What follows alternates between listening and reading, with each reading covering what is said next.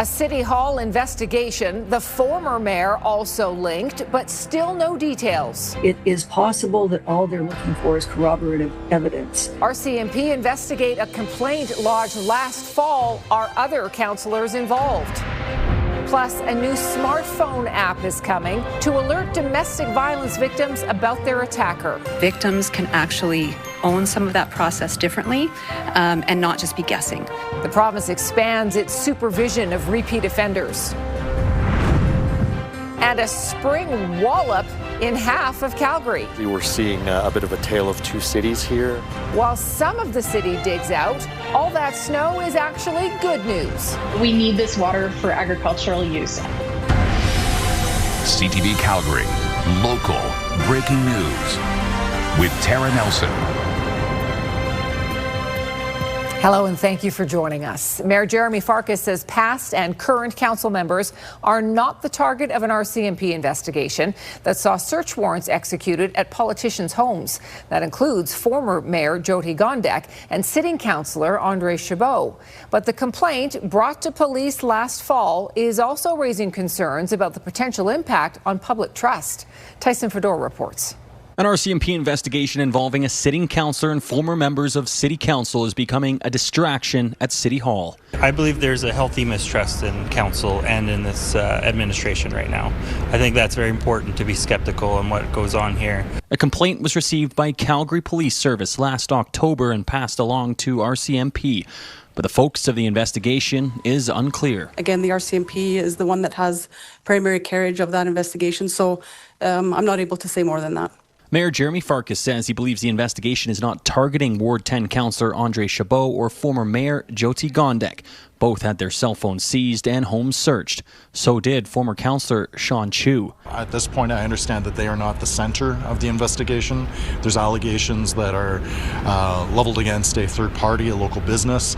Gondek released a statement saying she is cooperating with the investigation. She says the process has been invasive and that she will review it with her lawyer to see if it was justified. We're kind of accustomed to expecting accountability and transparency, and the transparency part simply isn't here in this case, and that leads to all kinds of speculation. Premier Danielle Smith says she's unclear what the investigation is all about. We just have to wait for the process to play out. It's an active RCMP investigation, but I have no knowledge other than what I'm reading in the newspaper. But one political expert believes the RCMP need to be more transparent about the investigation. I think it's incumbent on the RCMP to put to rest any sort of suggestion of involvement in corruption if it is found that in fact these individuals were not involved but simply sources of information.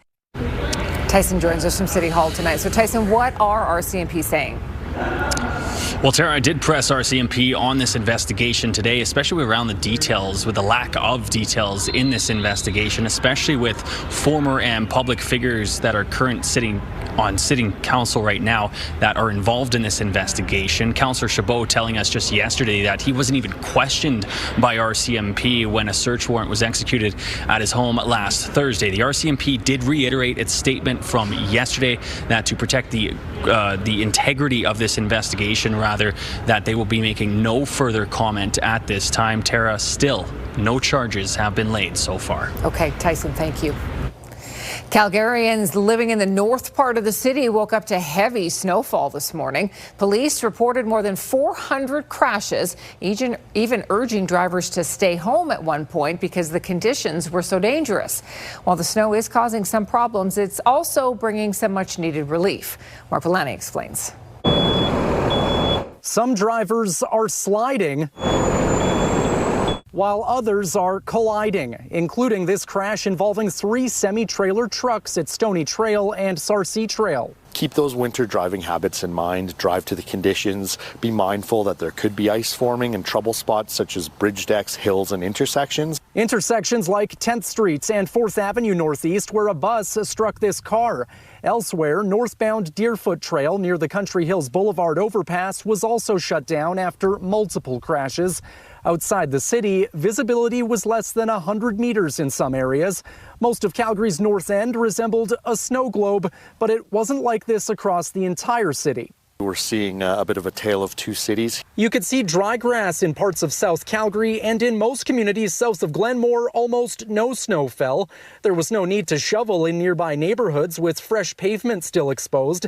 It's reminiscent from last week, where it was even nice enough for some Calgarians to play golf. This week, a much different story at Winsport, where the ski hill is thankful for this blizzard. For us, this is spectacular. It's a great way to usher in the final weekend of our winter season.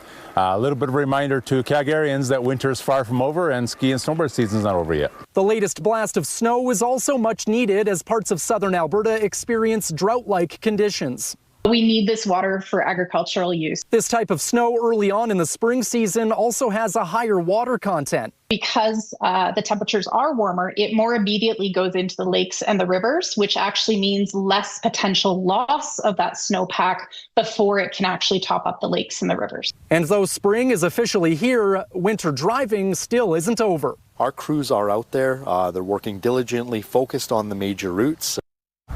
Mark is live tonight near Nose Hill Park and 14th Street. Mark, it wasn't just vehicle traffic impacted by today's snow. Yeah, that's right, Sarah. We've been watching some planes land here where I'm standing here. You can see behind me, it's still very, very foggy. Visibility at a premium for those planes. The heavy snow and visibility concerns did force a temporary suspension of departing flights today. And with the operations pausing earlier this afternoon, crews needed to work hard to clear up those runways. Now, airport officials say that safety is their number one priority. And during snow events like this, they needed to shut down those surfaces to make sure that they could get the plows, the sweepers, and sanders to do all of their work. Now, flights have since resumed, but travelers, again, are being told to expect delays. Make sure that you check the status of your flight and give yourself a little extra time if you're flying out of YYC. Tara. Good advice. Thank you so much. Let's bring Danielle in now. Okay, are we through this or is there more snow on the way? Well, so this was round number 1, and the second round arrives tonight and through tomorrow. So same amounts of snow pretty much. So we're in for it again. And then in another 3 days, we're in for it again. This is March. -6 is the ambient temperature, but with the wind chill, it feels like -13. All right, let's check out these next 24 hours. Few flurries possible, but certainly mist and fog through the evening hours. And then overnight, 2 to 4 centimeters of snow possible. Another 1 to 2 possible tomorrow morning.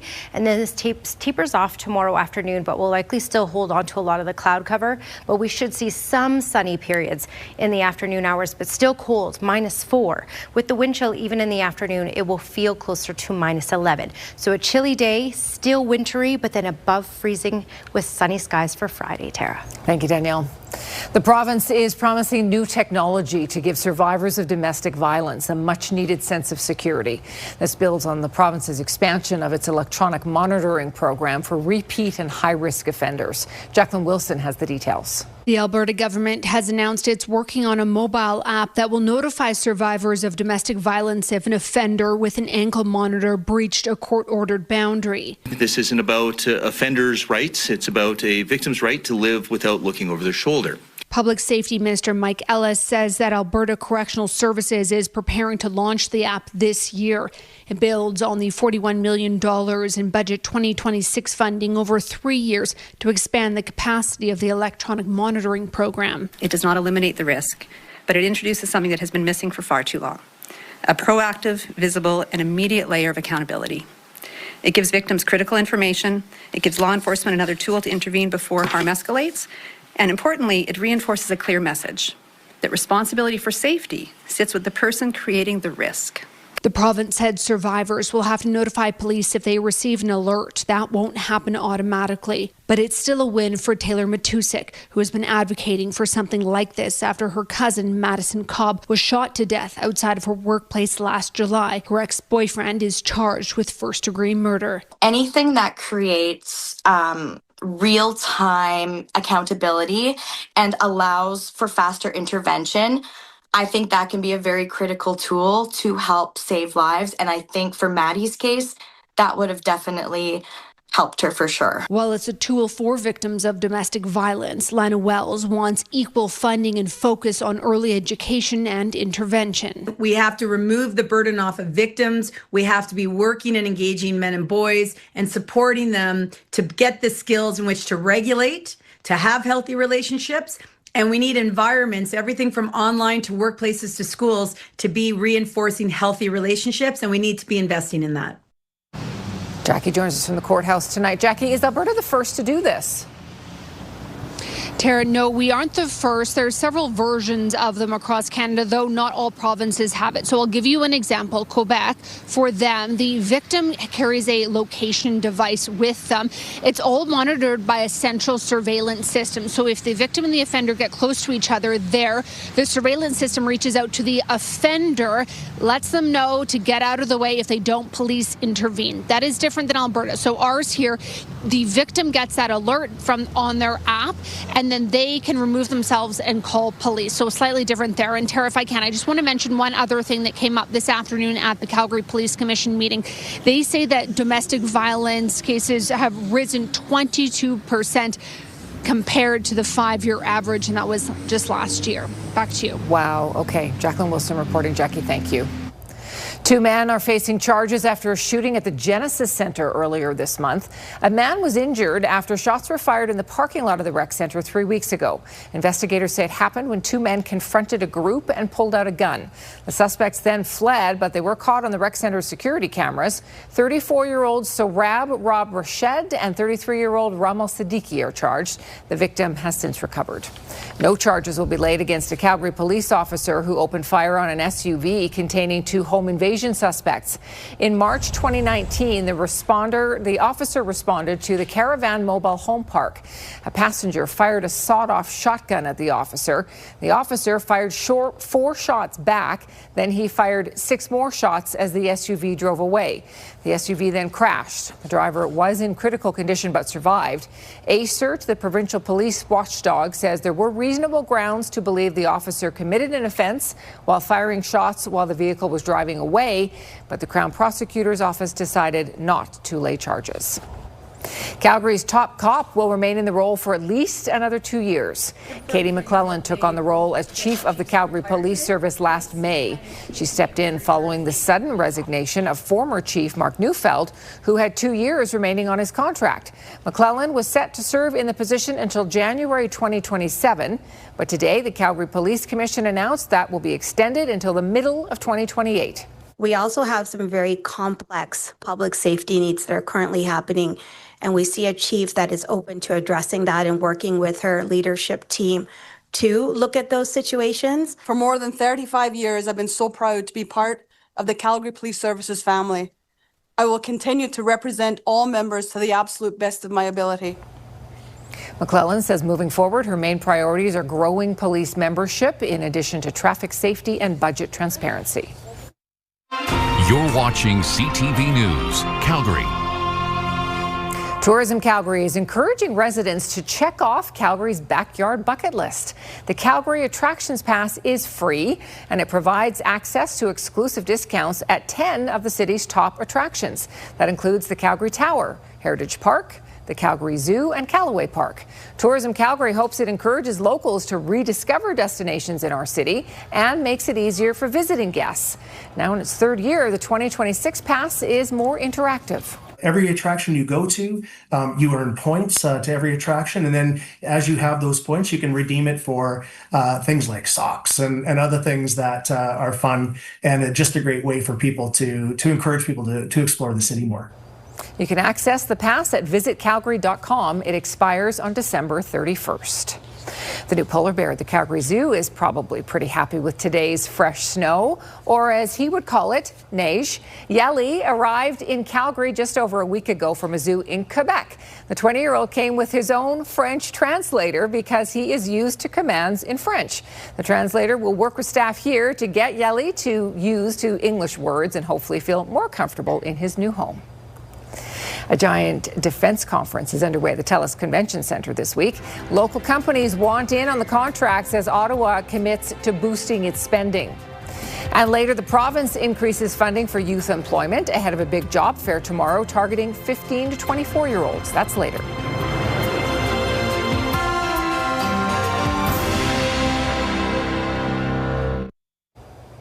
Premier Daniel Smith says the earliest Albertans could see relief from the provincial portion of the gas tax would be June 1st. Smith says Alberta is not in a position to do it sooner, especially if oil prices drop drastically again. Now we're entering a budget year where we already know we're going to face a $9.4 billion deficit with another $1.5 billion that is not going to be available to us. I guess we're just not prepared to take that risk. We haven't realized any surplus revenues for the next budget year, and that's the reason why the legislation is written the way it is.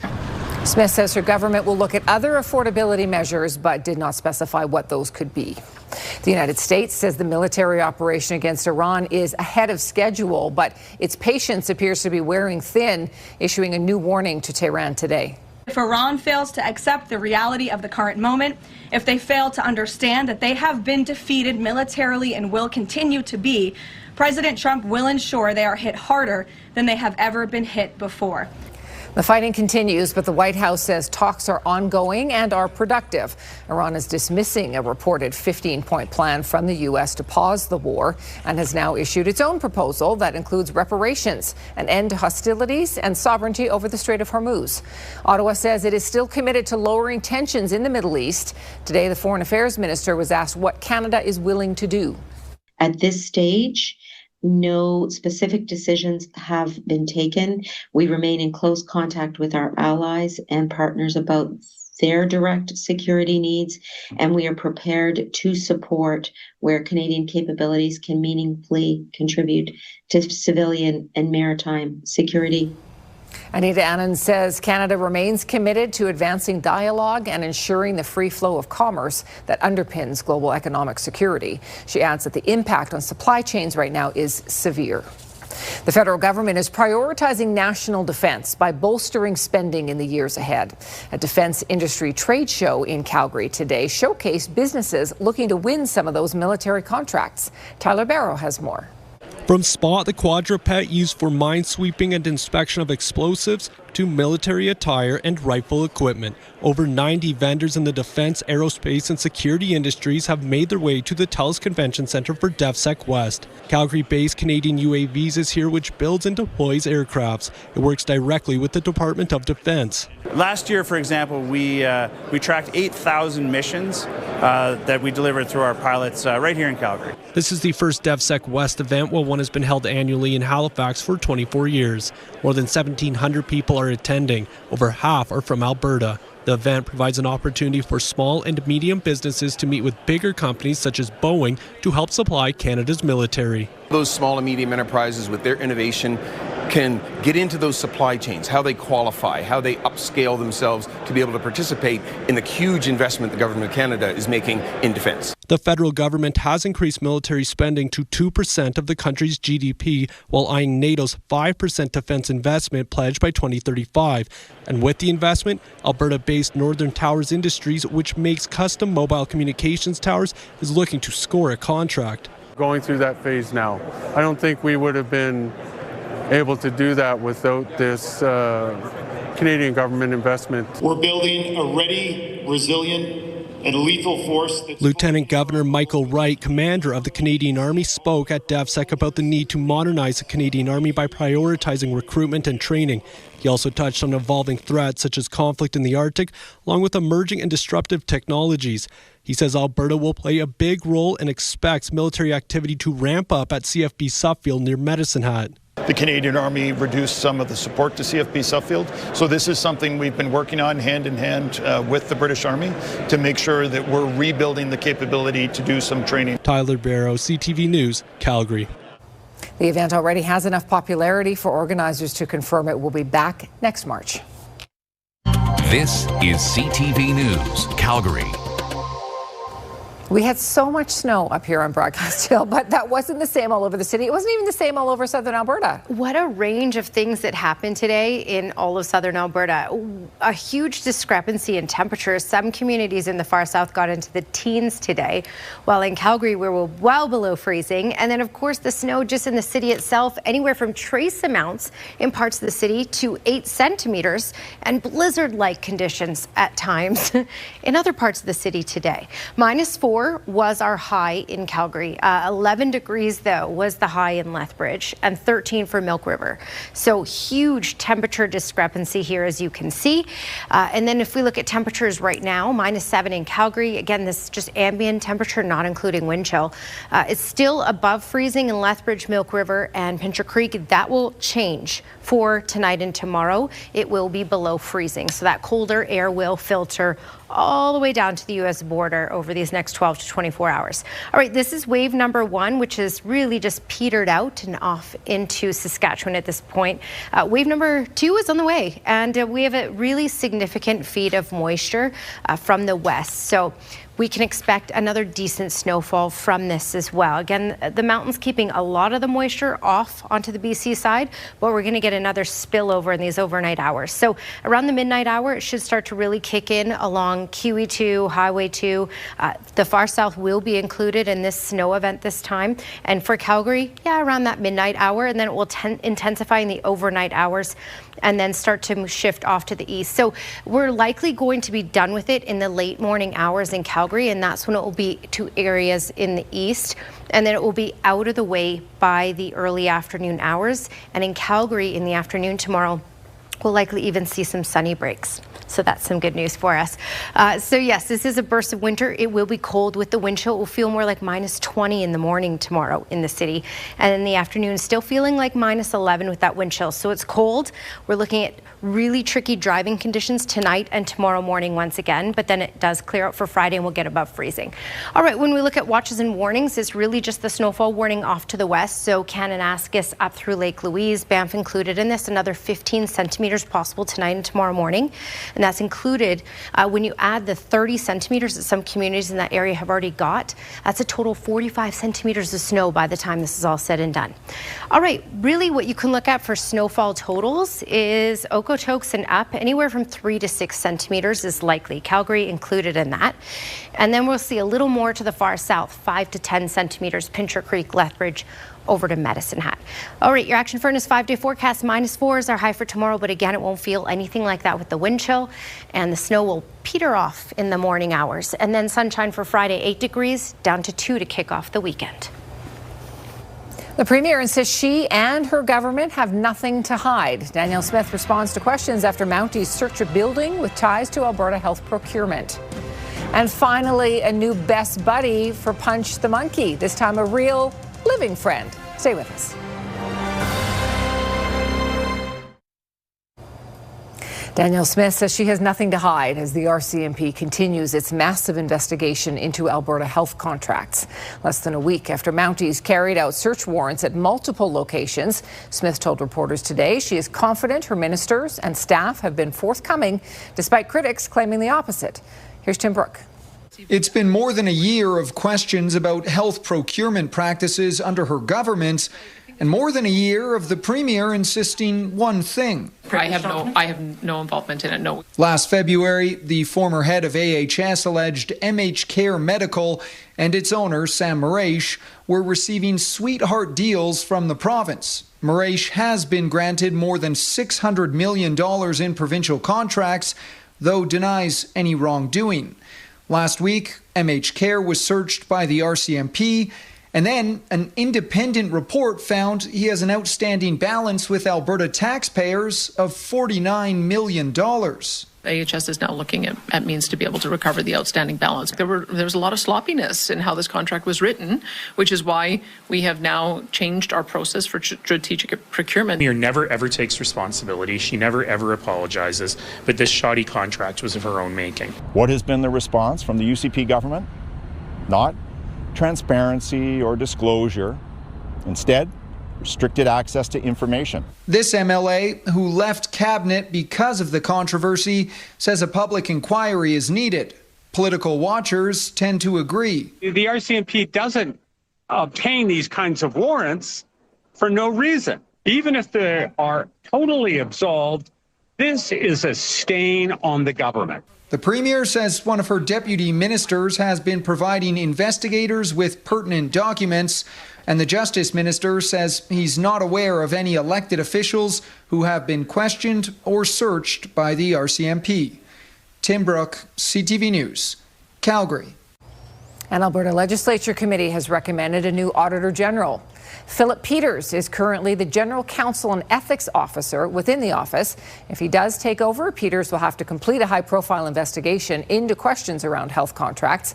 Current Auditor Doug Wiley was unable to finish that before the end of his term. The opposition NDP claimed the UCP government removed Wiley to protect its own interests. Ottawa and Alberta have reached an agreement in principle to reduce methane emissions. The agreement builds on the Memorandum of Understanding signed last November. The goal is to reduce methane emissions by 75% below 2014 levels by 2035. A joint news release from both governments says nearly a quarter of the Canadian oil and gas sector's total greenhouse gas emissions are methane. The two sides want to have the agreement finalized by the end of this year. We're heading poolside next for a few lessons. One is about diving, but the others are about perseverance and friendship. Stay with us.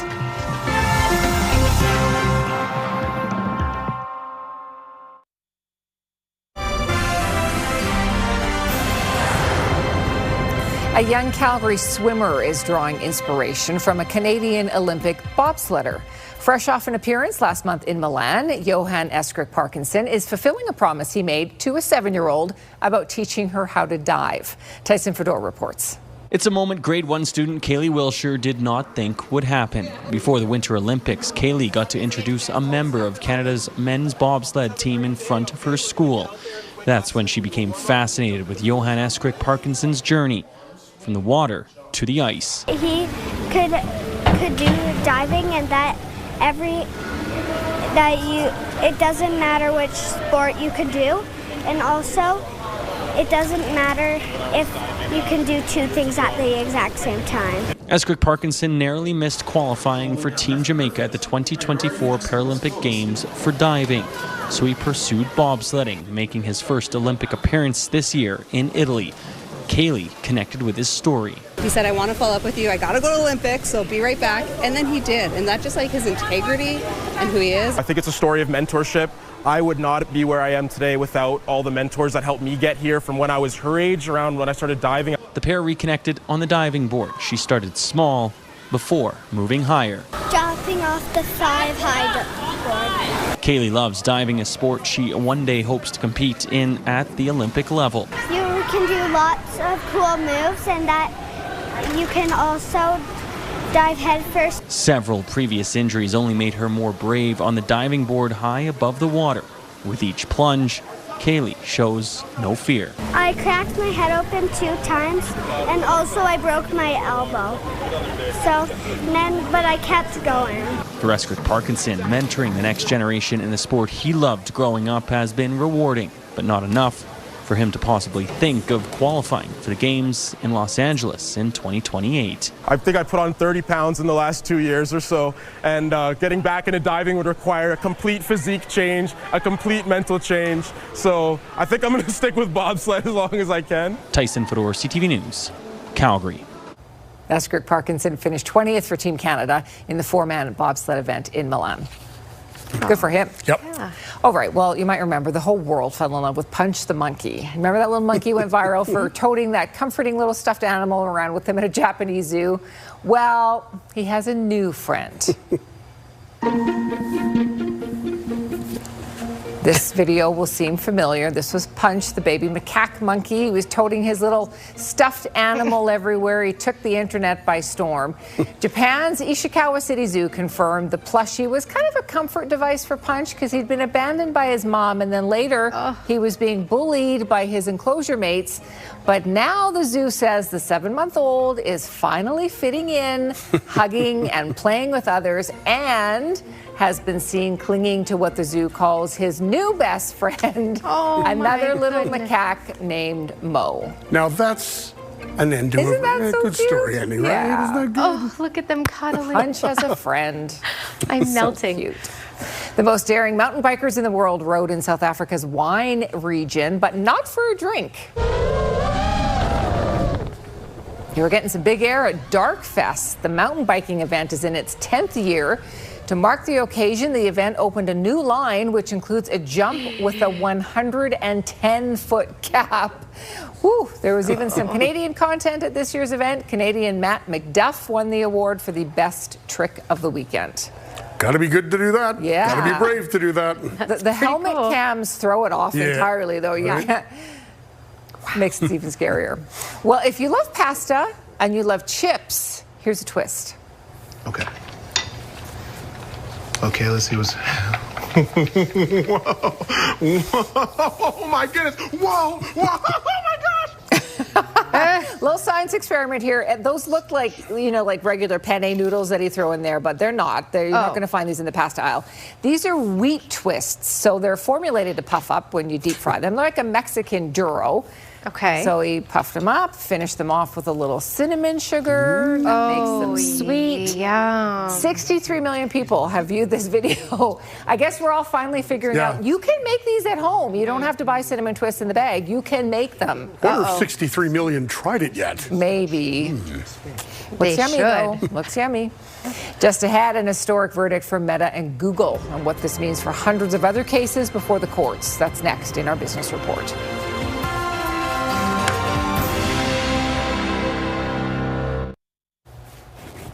Ooh, there's your cold Skywatch weather camera. So burst of winter for sure today in some parts of the city. Other parts of the city barely saw any snowfall. So we got anywhere from trace to about 8 centimeters today in Calgary, depending on where you were.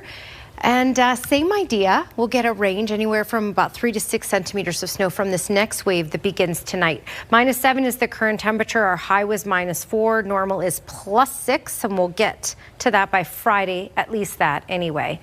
12 hours and 29 minutes of daylight. So more daylight, although we don't see a lot of that sun today, but it should peak out tomorrow afternoon. All right, with the wind chill, feels more like -14 in Calgary. -12 is what it feels like in Drumheller, and still above freezing in Lethbridge, Pincher Creek. Medicine Hat now feeling like -12 with the wind chill.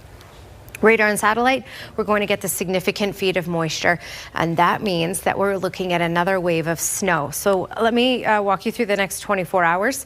Fog, mist, and flurries possible for tonight, but we're looking at the significant snowfall arriving by about midnight in the city, 2 to 4 centimeters while we're sleeping, and then another 1 to 2 possible tomorrow morning, which means for a tricky morning commute.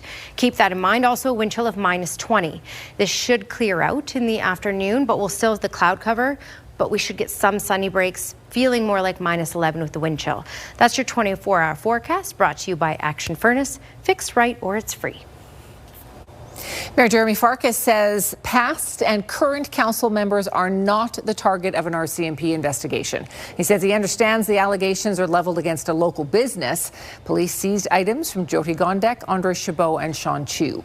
The province is introducing new tech that will give real-time cell phone alerts to survivors of domestic violence when offenders are close by. The alerts will come from ankle monitors. And 2 men faced charges in a shooting at the Genesis Centre earlier this month. One person was shot but survived. The UCP government is increasing funding for youth employment. Alberta Jobs Minister Joseph Scow made the announcement today at the Patricia Street Deli. That's a business that was destroyed in the wildfire in Jasper in 2024, but it then relocated to Edmonton. The province will spend $20 million over the next 3 years to subsidize wages for 15 to 24-year-old workers. I think it's important for businesses to see the opportunity in hiring Alberta youth first, and that's why we're also looking at the temporary foreign worker program where necessary, but we must invest in Alberta's youth. Tomorrow afternoon, there will be a youth hiring fair in Calgary at the Big Four building. 80 employers will be there looking for young workers. In a landmark case in the U.S., Meta and YouTube have been found liable for damaging a young woman's mental health. BNN Bloomberg's Marilla Fernandez has more. The California jury found both companies knew their platforms were dangerous and failed to properly warn users of the risk. Meta and Alphabet, the parent company of YouTube, have been ordered to pay $3 million in damages, U.S. Both had fought the argument their platforms were addictive. The win is seen as monumental because it sets precedent for hundreds of other social media cases before the American courts. Here are the closing numbers for the day. The Canadian dollar is up to 72.38. West Texas Intermediate is down over $2 to 90.32. Western Canadian Select is up over $3 to 76.21. And the TSX gained 441 points today. Those are your business headlines. I'm Morella Fernandez. Canadian singer-songwriter Nelly Furtado has earned a spot in the Canadian Music Hall of Fame. She'll be inducted this weekend at the Juno Awards in Hamilton. And to celebrate that accomplishment, the National Music Centre opened a new exhibit today. Curators worked with Furtado, her staff, and her family to gather items for that exhibit. You can see some of her songwriting that she did when she was a teenager. There's even a picture of her performing at 8 years old wearing a traditional Portuguese dress. But taking center stage are some of the outfits that she's worn in her videos and at award ceremonies. Megan Macris was responsible for handling the priceless dresses and says she has a couple of favorites. So there's actually two. So the silver one there, and then there's one in the back that's gold and red. They're just so intricate. They like just all of the rhinestones and stuff, and just they're complicated outfits that look amazing. And the artist or the designer Zygmunt, he actually dressed people like Beyonce and Lizzo. The Nelly Furtado exhibit opens today and it runs through to February 2027. It also features some of the awards she has won from all over the world. The National Music Centre's entire 5th floor is dedicated to past and present Canadian Music Hall of Fame inductees. The Calgary Stampede has revealed the Coca-Cola stage lineup. Alessia Cara, Our Lady Peace, Deadmau5, and The Beaches will be here in July. The performances are free with Stampede admission. Stephen Colbert is revealing what he plans to do after his late-night show comes to an end. On CBS this spring, he is set to co-write a new Lord of the Rings movie. I did not think I would have the time. As much as I love it, I knew I couldn't do that and do the show at the same time. But it turns out I'm going to be free starting this summer. Well, isn't that fortunate? The TV host revealed the news in a video with director Peter Jackson. Jackson is producing the new film, along with one out next year, telling the story of the character Gollum.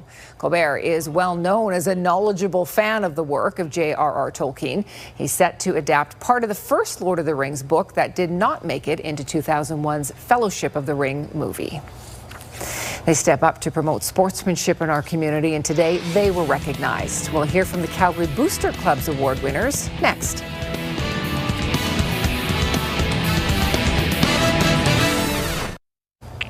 The Calgary Flames made it 4 in a row last night. Glenn is back with us. This has been a very impressive homestand. Tara, has it ever? The Flames have won all 4 games since returning home. Last night they took care of the Los Angeles Kings in a shootout. Pick it up in the third period. Flames down 2-1 on a 5-on-3 power play. Matt Fay gritting to Matt Coronado over to Zane Parekh. He is going to bury it past Darcy Kemper. First of the season. Huge sigh of relief. We're all tied at 2 apiece. This game goes to a shootout. Yegor Sharangovich with a chance to win it for the Flames. He moves in looking for the deep, loses control of the puck, but still sneaks it past Kemper. You can tell Sharangovich a little embarrassed, but hey, he'll take it. The Flames beat the Kings 3-2 in a shootout. Yeah, of course. Yeah, they're laughing and tripping. You know, like Yegor Kucherov. Like, I know. It just, it's happy to win, and we have 2 games at home more, and we just keep going and play the same hockey. Yeah, I was kind of accepting I wasn't going to score this year, so, it was nice to find one. But I feel like I've had better nights, but, I was, putting pucks in the net, and, eventually you hope it's going to go in, and it did tonight. Up next for the Flames, the Anaheim Ducks pay a visit tomorrow night.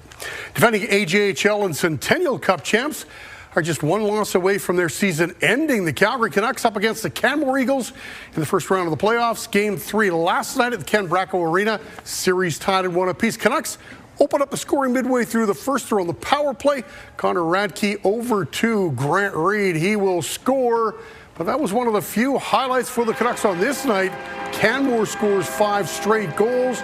They beat the Canucks 5-2, take a 2-1 lead in the series. So a must-win for the Canucks tonight. They need a victory to keep their season alive. Calgary Booster Club announced its major award winners for this past year, and they were introduced at a press conference this morning. Down low, Kadri. Makar, they score! For the second time, Colorado Avalanche defenseman Cale Makar is the Booster Club's Male Athlete of the Year. Makar scored 30 goals and added 52 assists on his way to another Norris Trophy last season. He also helped Canada win gold at the Four Nations Face-Off. Makar is obviously busy with hockey right now, but his dad Gary says he's thrilled to win this award. And his first thing, I can't be there again. And then the gala, I hope he's not there because I mean the playoffs. So, but otherwise, it's just reinforces the special honor. And like I mentioned, it's that all those standards that are set for excellence, that are knowledge. But the big thing is how this club supports. And Gail's, he's benefited from all the support multi-sports in Calgary because of groups like the Booster Club. Casey Cruz has been involved in the Special Olympics program since 2019, and 2025 was a super year for this swimming star. She won 5 gold medals at the 2025 Provincial Games and another 5 medals at the 2025 Canada Summer Games. Cruz is your Jack Gregory Award winner for Special Olympics.